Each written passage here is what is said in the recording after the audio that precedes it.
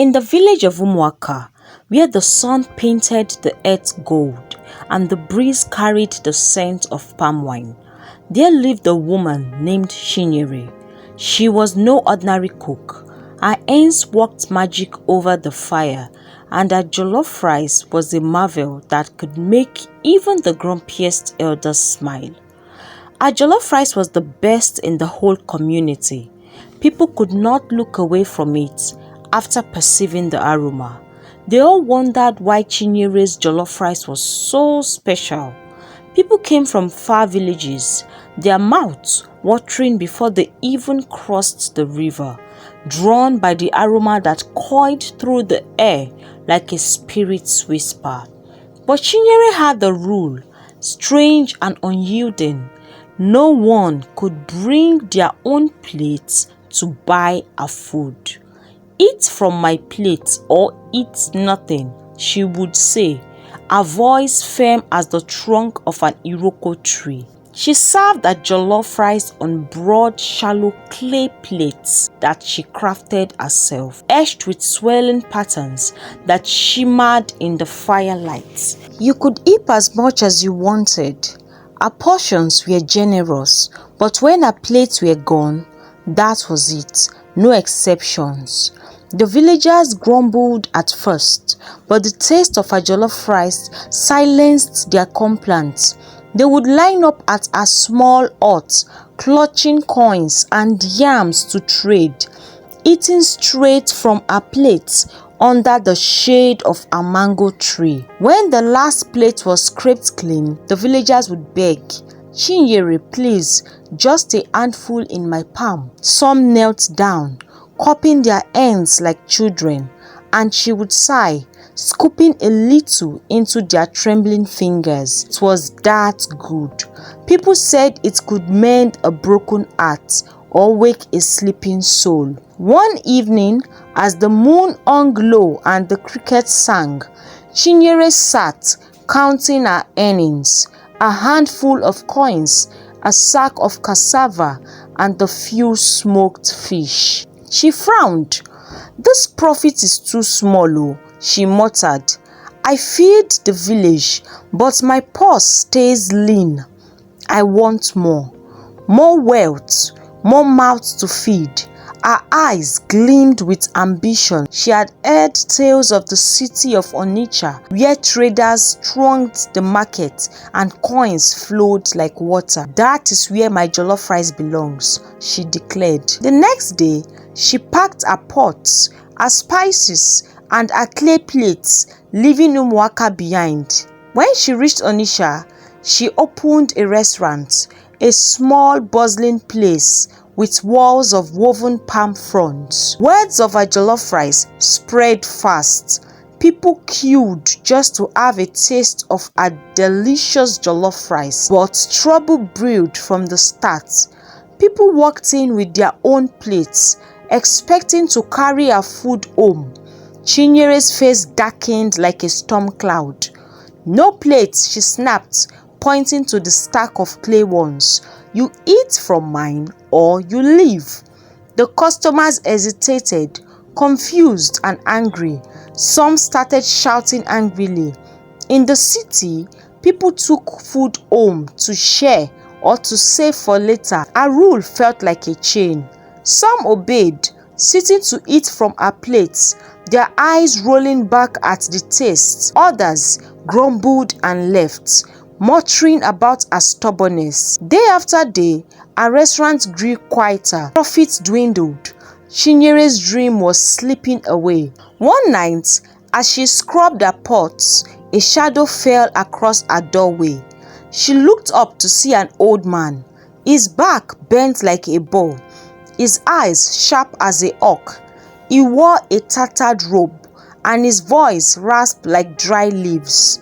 "Chinyere," he said, "your jollof rice calls to me, but I smell trouble on you. Why do you cling to those plates?" She bristled. "It is my rule, my food, my way." The old man chuckled, a sound that chilled her bones. "Your way? Yes, but do you know why?" He stepped closer, his gaze piercing her body. You have bound yourself, my child. Those plates aren't just clay. They hold a secret you have forgotten. Chinyere's heart thudded. What secret? Speak plain, old man. He leaned in, his breath sour with age. Years ago in Umuaka, you begged the river spirits in Nnemiri for a gift. Your jollof rice was bland then. Your fire was weak. You offered a kola nut and a promise. You said, "Bless my hands, and I will serve your bounty on plates of your earth." She gave you the gift. Her essence flows in every grain you cook, but her power stays in those plates. Take the food beyond them, and her blessings turns to a curse. Chinyere froze, memories flooding back. She was young, desperate, and her cooking was mocked by the villagers. She then knelt by the river, weeping, and made that vow she remembered. The next day, her jollof rice had changed. Her jollof rice became irresistible and divine. She thought it was just her skill alone. "A curse?" she whispered. "What curse?" The old man's eyes narrowed. "Let someone take your food home, and Nnemiri will claim what is ours.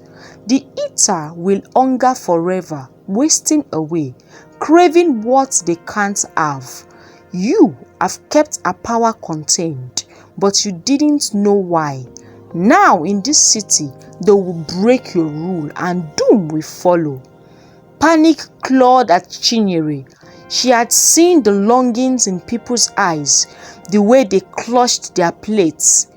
If they took her jollof home, she imagined gaunt faces, hollow cries, and a city cursed by her own hand. "How do I stop it?" she demanded. "Break the bond," the old man said. "Return to the river, face Nnemiri, undo what you ask." With that, he vanished into the night, leaving only the echo of his words. Chinyere couldn't sleep. The next day, she shuttered the restaurant and journeyed back to Umuaka, her heart pounding with dread. At the river's edge, the water gleamed like molten silver under the moon. She knelt, clutching one of her clay plates, and called out, "Nnemiri, I'm here. Take back your gift. I don't want it." The water rippled, then surged, rising into a towering figure, a woman of liquid and light, her hair cascading like waves. Her voice boomed, soft yet thunderous. "Chinyere, you begged for my favor. Now you reject it?" "I didn't know," Chinyere cried. "Your blessing traps me. I can't grow. I cannot share my food beyond these plates. People will suffer if I fail. Free me, I beg you," said Chinyere. Nnemiri's eyes softened, but her tone was stern. "My gift is not a chain. It is a pact. You tied it to the plates, not I. Break one and the bond shifts. Cook once more without my essence, and the choice is yours again." Chinyere stared at the plates for a long time in her hands, its pattern glowing faintly. With a trembling breath, she hurled it into the river. It shattered against a rock, and the water swallowed the pieces. Nnemiri faded, her voice a whisper on the wind. "Cook and see." Back in Onitsha, Chinyere lit a fire. Her hands were shaking as she stirred the pot. No clay plates this time. She used a plain metal tray. Her jollof simmered. Its aroma was rising, but it felt ordinary. She served it to the first customer, who was a trader with a cheap bowl. He ate it and smiled and nodded. "Good," he said, "but not the same." He took some home, and no curse followed. The magic was gone. Chinyere's jollof rice was still delicious. earned by years of skill, but it was no longer bewitched. People brought their plates, took food home, and her restaurant thrived, not on enchantment, but on her own merits. She had lost Nnemiri's gifts, but gained freedom. And sometimes, when the river breeze brushed her face, she would smile, knowing she had broken through, not just for profit, but for peace. She regained her freedom, and her restaurant was known for the restaurant that sold the best jollof rice in Onitsha.